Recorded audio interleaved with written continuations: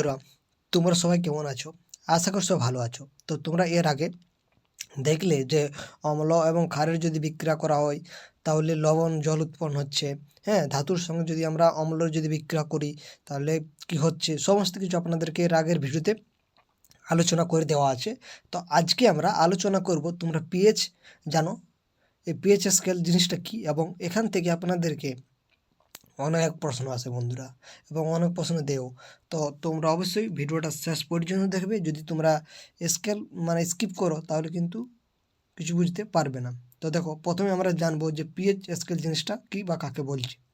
দেখো, কোনো দ্রবণে, অন স্ক্রিন তোমরা দেখতে পাচ্ছ, কোনো দ্রবণে হাইড্রোজেন আয়নের গাঢ়ত্বের গণনা করার জন্য যে স্কেলটা আমরা তৈরি করেছি বা গঠিত হয়েছে তাকে আমরা পিএইচ স্কেল বলবো। অর্থাৎ হাইড্রোজেন আয়নের যে গাঢ়ত্ব, অর্থাৎ হাইড্রোজেন আয়নের মধ্যে যে গাঢ়ত্বটা রয়েছে সেটা আমরা মাপার জন্য বা পরিমাপ করার জন্য যে স্কেলটা আমরা নিয়ে থাকি তাকে আমরা পিএইচ স্কেল বলবো। এই পিএইচ যে এর পি অক্ষরটা এসেছে কোথা থেকে, সেটা হচ্ছে জার্মান শব্দ পন্টাজ থেকে এসেছে, যার অর্থ হচ্ছে শক্তি। তাহলে এই পিএইচ স্কেলের সাহায্যে সাধারণত জিরো, অর্থাৎ জিরো থেকে, তোমরা স্কেলটা আপনাদেরকে দেখিয়ে দিচ্ছি, দেখো একেবারে এখানে জিরো আছে, জিরো থেকে শুরু করে 14 পর্যন্ত দাগ আছে। তাহলে এখানে জিনিসটা কি, অর্থাৎ যার জিরো হবে সে তীব্র অম্ল হবে। কেমন হবে? তীব্র অম্ল হবে। এবং যে সব থেকে বেশি 14 হবে সে কী হবে? তীব্র ক্ষার জাতীয় হবে। বুঝতে পেরেছ? হ্যাঁ, তাহলে এই 0 থেকে 14 পর্যন্ত পরিমাপ করা যায়। পিএইচ স্কেলকে সাধারণত একটি সংখ্যা রূপে ভাবতে হবে, যা একটি দ্রবণের আম্লিক এবং ক্ষারীয় চরিত্র নির্দেশ করে। তাহলে এটা একটা, এদিকে যখন পিএইচটা যখন 7-এর নিচে হবে সেগুলো আম্লিক হবে, এবং 7-এর উপরে যখন হবে সেগুলো ক্ষারী হবে। তোমাদেরকে মনে রাখার জন্য বলে দিলাম। এবার হাইড্রোজেন আয়নের গাঢ়ত্ব যত বেশি হবে তাহলে পিএইচের মানটা তত কম হবে। অর্থাৎ যদি এদিকে গাঢ়ত্ব তোমরা দেখতে পাচ্ছ এখানে ছবিটা, H+ আয়নটা দেখো কত এখানে ঘন রয়েছে, তাই এখানে কি হচ্ছে, এখানে হাইড্রোজেন আয়নের গাঢ়ত্বটা বেশি রয়েছে, কিন্তু এখানে দেখো পিএইচের মান এদিকে তোমরা যত আসবে এই 7 থেকে এদিকে, তখন কি হচ্ছে, তার যে পিএইচের মানটা সেটা কিন্তু কমে যাচ্ছে। এটা হচ্ছে ব্যাপার। এখান থেকে তোমাদের প্রশ্ন এসেছিলো, তার জন্য আপনাদেরকে বলে দেওয়া হলো যে যখন এইচ মানে এইচ অর্থাৎ পিএইচের মান, অর্থাৎ এই যে এইচ আয়নটা, হ্যাঁ, হাইড্রোজেন আয়নটা এখানে যখন ঘনত্বটা বেড়ে যাবে তখন কি হবে, তখন আপনাদের উত্তর হবে কি হবে, পিএইচের মানটা তত কমবে। বুঝতে পারছি? যখন তার উল্টো হবে, যখন এইচ আয়নের মানটা যখন কী হচ্ছে, মানটা যখন বৃদ্ধি হবে তখন কি হবে, ঘনত্বটা কমে যাবে। সিম্পল, সোজা।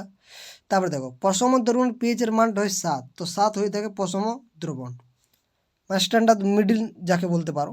এই পিএইচ স্কেলে পিএইচের মান 7-এর কম হলে কোনো ধর্মকে আম্লিক ধর্ম প্রদর্শন করবে। অর্থাৎ যখন 7-এর নিচে আসবে তখন সেইটা কী হবে, আম্লিক হবে। এটা আপনাদেরকে বলে দিলাম।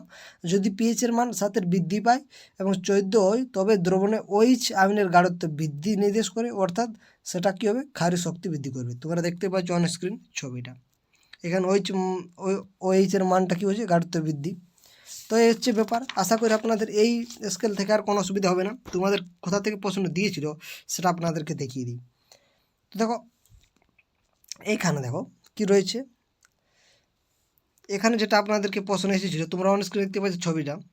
সোডিয়াম হাইড্রোক্সাইডের প্রায় 14 হয়ে থাকে পিএইচের মানটা। এবার দেখো, এইখান থেকে এসেছিলো আপনাদের প্রশ্ন। উদ্ভিদ প্রাণীর পিএইচের প্রতি সংবেদনশীল। আমাদের শরীরে 7.0 থেকে 7.8 পিএইচ মাত্রার পরিসরে কাজ করে। তাহলে আমাদের পিএইচটা কত হয়ে থাকে, সেটা হচ্ছে 7.0 থেকে 7.8। সজীব বস্তু কেবলমাত্র পিএইচের পরিবর্তন ক্ষুদ্র পরিসরে জীবিত থাকতে পারে। বৃষ্টির জলে পিএইচের মানটা কত হবে, 5.6 হবে। বৃষ্টির জলে কত হবে, 5.6-এর থেকে যখন কম হলে একে আমরা অম্লবৃষ্টি বলবো। তাহলে 5.6-এর যখন কম হলে তাকে আমরা অম্লবৃষ্টি বলবো। যখন অম্লবৃষ্টি নদীর মধ্যে প্রবাহিত হবে তখন পিএইচের মানটা কী হবে, নদীর জল পিএইচের মানটা কমে যাবে। এরূপ নদীতে জলজ প্রাণীর জীবটি টিকে থাকা কঠিন হয়ে থাকবে। এই হচ্ছে ব্যাপার। এবার দেখো, একটা ইম্পর্টেন্ট আপনাদেরকে দিয়ে দিই নিউজ, সেটা হচ্ছে কি, শুক্র গ্রহের বায়ুমণ্ডলে সালফিউরিক অ্যাসিডের পাতলা সাদা এবং হলুদ বর্ণের মেঘ দ্বারা গঠিত। তাহলে ওই যে শুক্র যে গ্রহটা সেটা কিন্তু সালফিউরিক অ্যাসিড, পাতলা সাদা হলুদ বর্ণের মেঘ দ্বারা গঠিত। বুঝতে পেরেছ? এটা আপনাদেরকে বলে দিলাম, মনে রাখতে পারলে ভালো জিনিস। এবার দেখো আমাদের পরিপাকতন্ত্র। তো একটি অত্যন্ত মজাদার লক্ষণীয় বিষয় যে আমাদের পাকস্থলীতে কোন অ্যাসিড আছে? হাইড্রোক্লোরিক অ্যাসিড আছে, যার সংকেতটা হচ্ছে HCl। তাহলে এটা আমাদের কোথায় রয়েছে? পাকস্থলীতে রয়েছে। তো হাইড্রোক্লোরিক অ্যাসিড উৎপন্ন করে। এটি পাকস্থলী কী করছে? ক্ষতি সাধন না করে খাদ্য হজমে কিন্তু সহায়তা করে। বদ হজমের সময় পাকস্থলী অতিমাত্রায় অম্ল উৎপন্ন করে এবং এর ফলে ব্যথা ও জ্বালা অনুভূত হয়। এই ব্যথা থেকে মুক্তি পাওয়ার জন্য মানুষ ক্ষারক হিসাবে কী ব্যবহার করে? সেটা হবে অ্যান্টাসিড ব্যবহার করে থাকে। এই অধ্যায়ে শুরুতে তুমি এরূপ একটি প্রতিকার উপায় সম্পর্কে পরামর্শ দিয়েছে। অ্যান্টাসিডগুলো অতিরিক্ত অম্লকে প্রশমিত করে। এই জন্য magnesium hydroxide, milk of magnesium বলা হয় তাকে, ম্যাগনেসিয়াম হাইড্রক্সাইডকে, এর মতো দুর্বল ক্ষারককে প্রায় ব্যবহার করা হয়ে থাকে যখন আপনার পেট ব্যথা করবে তখন। এবার দেখো পিচ পরিবর্তনে দাঁতের ক্ষয়। তো যখন মুখের ভিতরে পিচটা, আমাদের পিচ মানটা 5.5 থেকে কম হয়, তখন দাঁতের ক্ষয়টা কিন্তু শুরু হয়ে থাকে। তাই দাঁতের এনামেল ক্যালসিয়াম হাইড্রোকার্বোপাইটাইস অর্থাৎ ক্যালসিয়াম ফসফেটের একটি ক্লাসিকার রূপ দ্বারা তৈরি, যা শরীরের সবচেয়ে শক্তি পদার্থ। ইহা জলে দ্রবীভূত হয় না, কিন্তু মুখের ভিতরে পিএইচের মান 5.5 থেকে কম হলে এই ক্ষয় হয়। খাবারের পর মুখের ভিতরে থাকা অবশিষ্ট সুগার এবং খাদ্যের ব্যাকটেরিয়ার উপস্থিতিতে পচনের ফলে মুখের ভেতরে অম্ল উৎপন্ন করে। বুঝতে পেরেছ? তাই খাদ্য খাবার পর মুখের ভিতরে পরিষ্কার করতে হবে এর থেকে রক্ষা করতে। কার থেকে? এই যে পিএইচের মানটা তোমরা দেখতে পাচ্ছ 5.5 যখন হবে তখন কিন্তু ক্ষয় হবে দাঁতের। তাই দাঁতের মাজর সাধারণত ক্ষারীয়, এটি অতিরিক্ত অম্লকে প্রশমিত করে দাঁতকে পরিষ্কার করে দেয়। এই জন্য আমরা কি করি? দাঁত মাজতে হয় ব্রাশ দিয়ে। তারপরে দেখো প্রাণী ও উদ্ভিদের দ্বারা বিভিন্ন রাসায়নিক পদার্থের প্রভাব থেকে আত্মরক্ষা। তো দংশিত জায়গায় বেকিং সোডা, অর্থাৎ ধরো মৌমাছির হুল একটি অম্ল ছাড়ে, যার কারণে কী হয়? ব্যথা কী করছে? জ্বালা অনুভব করে। তোমরা সকলে জানো, যদি মৌমাছি তোমাদেরকে কী করে, যদি আপনাদেরকে মৌমাছি দ্বারা দংশিত হয় তাহলে আপনারা কী করবেন? তাহলে সেই দংশিত জায়গায় কী হচ্ছে? বেকিং সোডা, অর্থাৎ খাবার সোডার মতো মৃদু ক্ষারক লাগালে আরাম পাওয়া যায়। তোমরা সেটা সকলে জানো। কিছু বিছুটি পাতার সূচল ও লোম মিথাইনিক অ্যাসিড ছেড়ে যায়, ফলে জ্বালা সহ ব্যথা সৃষ্টি হয়। সেটা জানো মিথাইনিক অ্যাসিড, সেটা কী হচ্ছে? একটা ছক আছে তোমরা, এই দেখো ছকটা, এই খুবই ইম্পর্ট্যান্ট। কী আছে দেখো, বিছুটি একটা লতা জাতীয় উদ্ভিদ বা জঙ্গলে এগুলো জন্মায়। তো এগুলো জানো, তার পাতায় সূচালো লোম থাকে, যা ঘটনাক্রমে স্পর্শ করলে হুলের মতো ব্যথা সৃষ্টি হয়। এই কারণে মিথাইনিক অ্যাসিড নির্গত হয়ে থাকে। তাহলে পরস্পর প্রতিকার উপায় হচ্ছে কি? ডগ গাছের পাতা যখন আমরা ঘষে দেবো সেই স্থানে যেখানে বিচুটি পাতা ঘষা হয়েছে, তাহলে সেটা কিন্তু ভালো হয়ে যাবে। ডগ গাছ প্রায় জঙ্গলের বিচুটি গাছের পাশেই কিন্তু সেগুলো থাকে। এবার দেখো তোমাদের এখান থেকে ভুরি ভুরি প্রশ্ন দিয়েছে, এবং একটা প্রশ্ন আপনাদের ছিল প্রিভিয়াস ইয়ার এলপিতে, যে দাঁতের ক্ষয় পিএইচের মানটা কত হলে হয়? তো 5.5-এর নিচে হলে হয়ে যাবে, বা 5.5 যদি থাকে সেটাও অপশান হয়ে যাবে। এবার দেখো ভিনেগারে কোন অ্যাসিড থাকে? Acidic acid. কমলাতে কী থাকে? Citric acid. তেঁতুল টার্টারিক অ্যাসিড। টমেটোতে অক্সালিক অ্যাসিড। টক দই সেটা হচ্ছে ল্যাকটিক অ্যাসিড, এবং লেবুতে সাইট্রিক অ্যাসিড, এবং পিঁপড়ের হুলে মিথাইনিক অ্যাসিড, তোমার ফর্মিক অ্যাসিডও বলতে পারো। বিচুটির হুল, এটা এখানেও কিন্তু মিথাইনিক অ্যাসিডই থাকে। তো এই হচ্ছে ব্যাপার। সেরকম আর আমরা এখান থেকে কিছু পাচ্ছি না, তাই আমরা এখানে চলে যাব সাধারণ লবণ থেকে রাসায়নিক দ্রব্যাদি। দেখো তোমরা আগে জেনেছো যে হাইড্রোক্লোরিক অ্যাসিড কোথায় থেকে? আমাদের পাকস্থলীতে থাকে, এবং সোডিয়াম হাইড্রোক্সাইডের সংযোজনের উৎপন্ন লবণকে সোডিয়াম ক্লোরাইড বলে। তাহলে সোডিয়াম ক্লোরাইড কোনটা? সেটা হচ্ছে আমাদের লবণ, খাদ্য লবণ, সেটাকে আমরা সোডিয়াম ক্লোরাইড বলে থাকি। এটা কী করে হয়ে থাকে? হাইড্রোক্লোরিক অ্যাসিডের সাথে বিক্রিয়া, এবং হাইড্রোক্লোরিক অ্যাসিড আর তার সাথে সোডিয়াম হাইড্রোক্সাইডের সংযোজন অর্থাৎ বিক্রিয়া করা হয়, তখন এটা তৈরি হয়ে থাকে সোডিয়াম ক্লোরাইড। সমুদ্র জলে বিভিন্ন ধরনের লবণ দ্রবীভূত থাকে। সোডিয়াম ক্লোরাইড এই সকল লবণগুলো থেকে পৃথক করা হয়। পৃথিবীর বিভিন্ন জায়গায় কঠিন লবণের স্তূপ পাওয়া যায়। বড় আকারের এই লবণের ক্লাসগুলোতে উপস্থিত অশুদ্ধির ফলে প্রায় বাদামি বর্ণের হয়। এদেরকে সৈন্ধব লবণ বলে। এটা হচ্ছে ব্যাপার। সেরকম আর কিছু আমরা এখানে পাচ্ছি না, তাই এখান থেকে আমরা স্কিপ করে চলে যাচ্ছি নেক্সট পেজে। এখানে কী আছে? Sodium chloride. দেখো সোডিয়াম হাইড্রোক্সাইড, এটা কী হবে? কাঁচা আমের একটা সাধারণ লবণ, রাসায়নিক দ্রব্যাদির জন্য একটা কাঁচা আমের। দেখো সোডিয়াম ক্লোরাইড জলীয় দ্রবণের, যাকে আমরা ব্রাউন বলে, তাহলে সোডিয়াম ক্লোরাইডকে আমরা কী বলে, ব্রাউন বলে। তো এর মধ্যে দিয়ে যখন তড়িৎ প্রবাহিত করা হয় তখন ইহা বিশেষিত হয়ে সোডিয়াম হাইড্রোক্সাইড উৎপন্ন করে। এই পদ্ধতিকে ক্লোর অ্যালকালি পদ্ধতি বলে। তাহলে ক্লোর অ্যালকালি পদ্ধতি কোনটা, যখন সোডিয়াম ক্লোরাইডের মধ্যে তড়িৎ চালনা করবো তখন সোডিয়াম হাইড্রোক্সাইড উৎপন্ন হয়, তো এই পদ্ধতিকে আমরা ক্লোর অ্যালকালিন বলবো। বুঝতে পারছো? চলো, সেরকম আর আমরা এখানে কিছু পাচ্ছি না। তাই নেক্সট আমরা এই যে বিক্রিয়াটা তোমরা দেখতে পাচ্ছ এখানে অন স্ক্রিন, ব্লিচিং পাউডার। তো দেখো এটার আমার ব্যবহার জানো, ওইটা কী জিনিস তোমরা দেখতে পাচ্ছ বা কেমনভাবে তৈরি হচ্ছে। দেখো শুষ্ক কলিচিন, যার সংকেতটা কী হচ্ছে COH2, ক্যালসিয়াম হাইড্রোক্সাইড। হ্যাঁ, শুষ্ক কলিচিন, এর উপর ক্লোরিন গ্যাসের বিক্রিয়ায় ব্লিচিং পাউডার উৎপন্ন হয়। দেখতে পাচ্ছ এর সাথে ক্লোরিন গ্যাসকে মিশানো হয়েছে, কী তৈরি হয়েছে, ব্লিচিং পাউডার তৈরি হয়েছে। এই বিক্রিয়াগুলো আমাদের করানো আছে আমাদের চ্যানেলে, তোমরা দেখে নিতে পারো। এবার ব্লিচিং পাউডার ব্যবহার, তো বস্ত্র শিল্পে সূত্র এবং লিনেন কাপড় বিরঞ্জিত করতে, কাগজ কারখানার কাঠের মণ্ড বিরঞ্জনে এবং নন্ড্রিতে ধোঁয়া কাপড় বিরঞ্জিত করতে ব্লিচিং পাউডার ব্যবহার করা হয়ে থাকে। আর কোথায় বহু রাসায়নিক কারখানার জারক দ্রব্য রূপে ব্যবহার করা হয়ে থাকে, এবং আর কোথায় পানীয় জল জীবাণুমুক্ত করতে ব্যবহার করা হয়ে থাকে। এবার খাবার সোডা বা বেকিং সোডা, তো খাবার সোডা সাধারণত রান্নাঘরে সুস্বাদু মুচমুচে পকোড়া ইত্যাদি তৈরিতে ব্যবহার করা হয়। অনেক সময় রান্না দূর করতেও এটা ব্যবহৃত হয়, অর্থাৎ দ্রুত যদি আমাদের রান্না করতে হয় তখন কিন্তু আমরা খাবার সোডা বা বেকিং সোডা ব্যবহার করে থাকি।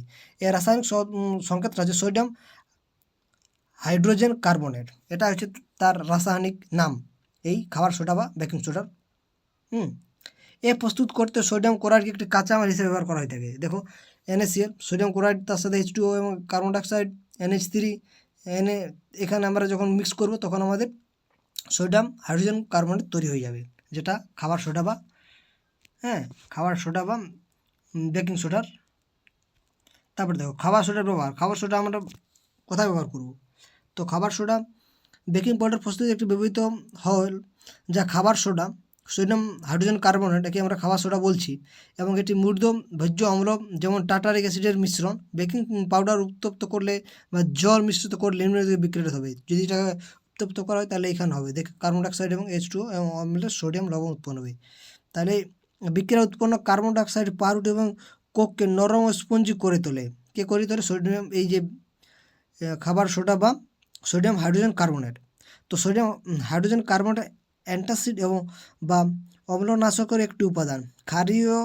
ক্ষারীয় ধর্মের ফলে পাকস্থলীতে অতিরিক্ত অম্লকে প্রশমিত করে এবং আরাম প্রদান করে। এটি সোডা অ্যাসিড অগ্নি নির্বাপক রূপেও কিন্তু ব্যবহার করে হয়ে থাকে। এবার কাপড় কাচা সোডা বা ওয়াশিং সোডা, এর একটি রাসায়নিক দ্রব্য সোডিয়াম ক্লোরাইড থেকে পাওয়া যায়, সেটা হচ্ছে Na2CO3। এটাকে আমরা 10H2, একে আমরা ওয়াশিং সোডা বলে থাকি। তুমি লক্ষ্য করেছো যেখানে খাবার সোডা উত্তপ্ত করলে সোডিয়াম কার্বনেট উৎপন্ন হচ্ছে, সোডিয়াম কার্বনেট পুনঃ ক্লাসে কাপড় কাচার সোডা পাওয়া যায়। এটি একটি ক্ষারীয় দ্রবণ, তোমরা বিক্রিয়াটা দেখতে পাচ্ছ এখানে অন স্ক্রিন। এর কাপড় কাচার সোডার ব্যবহারটা কোথায় দেখো, তো কাপড় কাচার সোডার ব্যবহার সেটা হচ্ছে সোডিয়াম কার্বনেট কাপড় কাচার সোডা গ্লাস, সাবান এবং কাগজের কারখানায় ব্যবহৃত হয়। এটি সোডিয়াম যৌগ বোরক্সের উৎপাদনে ব্যবহৃত হয়। সোডিয়াম কার্বনেটের গ্রাহ্য কাজে পরিষ্কার রূপে ব্যবহার করা হয়ে থাকে। এটি জলের স্থায়ী ক্ষরতা দূরীকরণে ব্যবহার করা হয়ে থাকে, কাপড় কাচার সোডা বা বেকিং সোডা। এবার দেখো আমরা খুবই একটা ইম্পর্টেন্ট জিনিস জানবো, সেটা হচ্ছে লবণ, প্লাস্টার অফ প্যারিস, খুবই ইম্পর্টেন্ট এবং এখান থেকে অনেকে প্রশ্ন দিয়েছিল। তো জিপসাম, তার মধ্যে কেলাস জল বর্তমান থাকে, তোমরা সকলে জানো।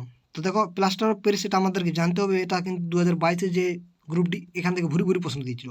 তবে জিপসামকে 373 উষ্ণতায় উত্তপ্ত করলে একটি জলের অণু ত্যাগ করে ক্যালসিয়াম সালফেট হেমিহাইড্রেট উৎপন্ন হয়, এটিকে আমরা বলবো প্লাস্টার অফ প্যারিস। তাহলে প্লাস্টার অফ প্যারিস কীভাবে তৈরি হচ্ছে, জিপসামকে যখন আমরা 373 কেলভিন উষ্ণতায় তাপ দেবো তখনই আমাদের ক্যালসিয়াম সালফেট হেমিহাইড্রেট উৎপন্ন হবে। তাহলে ক্যালসিয়াম সালফেট হেমিহাইড্রেট এটার সংকেতটা এরকম CaSO4 আর ½ H2O। ডাক্তার ভেঙে যাওয়া হাড়ের সঠিক অবস্থান রাখার জন্য ব্যবহার করে প্লাস্টার অফ প্যারিস। এটি সাদা পাউডার ও জল যোগ করে পুনরায় জিপসামে পরিবর্তন করা, যেটা আবার জিপসামও পরিবর্তন করা যায়। জিপসাম থেকে আমরা প্লাস্টার অফ প্যারিস বানাচ্ছি, আবার জিপসাম থেকেও এই প্লাস্টার অফ প্যারিস থেকেও কিন্তু জিপসামও বানা যায়, দুদিকে বিক্রিয়া চলবে। প্লাস্টার অফ প্যারিস খেলনা তৈরিতে, সাজসজ্জার জিনিসপত্র তৈরিতে, দেওয়ালকে মসৃণ করতে আমরা ব্যবহার করে থাকি। বুঝতে পারছো? তাহলে বুঝতে পারছি প্লাস্টার অফ প্যারিসের কতখানি গুরুত্বপূর্ণ। এবার চলো আমরা জেনে এখান থেকে কী শিখলাম এই চ্যাপ্টার থেকে। তো অ্যাসিড ক্ষারের নির্দেশক হলো একটি রঞ্জক বা রঞ্জক সমূহের মিশ্রণ যা অম্ল ও ক্ষারের উপস্থিতি নির্দেশে ব্যবহৃত হয়। দ্রবণে H+ আয়ন উৎপন্ন করার ফলে একটি পদার্থ আম্লিক প্রকৃতির হয় এবং OH যখন হবে সেটা ক্ষারীয় কী হবে, ক্ষারীয় প্রকৃতির হবে। H+ হলে আম্লিক, OH হলে ক্ষারীয়। যখন একটি অম্ল ধাতুর সাথে বিক্রিয়া করে তখন হাইড্রোজেন গ্যাস উৎপন্ন হয় এবং যখন একটি ক্ষারক ধাতুর সাথে বিক্রিয়া করে তখন হাইড্রোজেন গ্যাস নির্গত হয়, পাশাপাশি লবণ উৎপন্ন করে যার মধ্যে ধনাত্মক আয়নের ধাতু অক্সিজেনের সাথে যুক্ত থাকে। যখন একটি অম্ল ধাতব যখন কার্বনেট এবং ধাতব হাইড্রোজেন কার্বনেটের সাথে যখন বিক্রিয়া করবে তখন লবণ তো উৎপন্ন হবে, তার সাথে সাথে কী হবে, কার্বন ডাইঅক্সাইড উৎপন্ন হবে। তোমরা এখানে এটা আগের ভিডিওতে আমরা বলে দিয়েছি, যখন ধাতুর সঙ্গে বিক্রিয়া করব অ্যাসিডের তখন আমাদের হাইড্রোজেন গ্যাস উৎপন্ন হবে। আর যখন ধাতব কার্বনেট বা ধাতব হাইড্রোজেন কার্বনেটের সাথে যখন আমাদের বিক্রিয়া করব এই অ্যাসিডের অম্লর, তখন কী উৎপন্ন হবে, কার্বন ডাইঅক্সাইড উৎপন্ন হবে। অনেক সময় বলে কোন গ্যাস উৎপন্ন হয়, এটা প্রিভিয়াস ইয়ারের এলপিতে এসেছিল। আম্লিক ও ক্ষারের দ্রবণ জলের তড়িৎ পরিবহন করে কারণ এরা জলীয় দ্রবণ যথাক্রমে হাইড্রোজেন ও হাইড্রোজেন হাইড্রোক্সাইড আয়ন উৎপন্ন করে, অর্থাৎ আম্লিক এবং ক্ষারক দ্রবণ জলের তড়িৎ পরিবহন করে। তাহলে আম্লিক এবং ক্ষারক দ্রবণ কী করছে, জলের তড়িৎ পরিবহন করে। এরা জলীয় দ্রবণ যথাক্রমে হাইড্রোজেন হাইড্রোক্সাইড উৎপন্ন করে। তাহলে তড়িৎ পরিবহন কিন্তু আম্লিক এবং ক্ষারের মাধ্যমে করতে পারে, কিন্তু কোথায় করতে পারে না সেটা আগের ভিডিও দেখলেই বুঝতে পারবে, কোথায় মানে কিসের মাধ্যম দিয়ে করতে পারে না। অম্ল এবং ক্ষারকের মাত্রা একটি স্কেল ব্যবহার করা হয় যাকে আমরা পিএইচ স্কেল বলি, যেমন সেটার দাগ থাকে 0 থেকে শুরু করে 14 পর্যন্ত, যা দ্রবণের মধ্যে হাইড্রোজেন আয়নের গাঢ়ত্ব নির্দেশ করছে। প্রথমে দ্রবণের পিএইচের মাত্রা 7, কিন্তু আম্লিক যখন হবে তখন 7-এর কম হবে, ক্ষারীয় যখন হবে 7-এর বেশি হবে। সজীব বস্তু তাদের শারীরবৃত্তীয় ক্রিয়াকলাপের একটি সর্বোত্তম পিএইচ মাত্রা উৎপন্ন করে। সজীব বস্তু জলে গাঢ় অম্ল বা ক্ষারের মিশ্রণ একটি খুবই তাপ উৎপাদক বিক্রিয়া। অম্ল এবং ক্ষারের একে অপরের প্রশমিত করে অনুরূপ লবণ ও জল উৎপন্ন করবে। কেলাস জল একটি নির্দিষ্ট সংখ্যক জলের অণু যা একটি লবণের এক সংকেত একক পরিমাণ উপস্থিত থাকে। দৈনন্দিন জীবনে এবং শিল্প লবণের বিভিন্ন রকম ব্যবহার রয়েছে, অবশ্যই রয়েছে। এবার দেখো এই এমসিকিউগুলো করো। দেখো একটি দ্রবণের লাল লিটমাসকে নীল করছে, তাহলে পিএইচটা কত হবে? তো তোমরা দেখো কে করবে, এই নীল লিটমাসকে ক্ষার করবে নাকি অ্যাসিড করবে? তো তোমরা সকলে বলবে ক্ষার করবে। তাহলে ক্ষার আমরা কখন বলবো, যখন 7-এর থেকে পিএইচের মানটা বেশি হবে। তো দেখতে পাচ্ছ অপশান ডি 10 দেওয়া রয়েছে, তাই এখানে সঠিক উত্তর হবে 10। কারণ পিএইচের মানটা যখন বেশি হবে তখন সে কী করছে, লাল লিটমাসকে নীল করবে, আর অ্যাসিড হলে কী করবে, নীল লিটমাসকে লাল করবে। একটি ধরনের ডিমের খোলাসে চূর্ণের সাথে বিক্রিয়া একটি গ্যাস উৎপন্ন করে যা চূর্ণ জলকে ঘোলাটে করে। দ্রবণটি নিম্নলিখিত কেমনটা হবে, HCl হবে। এই ম্যাথটি করে নেবে। তারপর আমরা 4 অঙ্কটা করবো। বদহজমের জন্য নিচের কোন ধরনের ওষুধ ব্যবহার করবে? একটু আগে আপনাদেরকে বলে দেওয়া হয়েছে, সেটা হচ্ছে অ্যান্টাসিড। তো আজকে এই অবধি। কেমন লাগলো ভিডিও অবশ্যই কমেন্ট করে জানতে পারো। তোমাদের ভিডিও শেষ পর্যন্ত দেখার জন্য অসংখ্য ধন্যবাদ।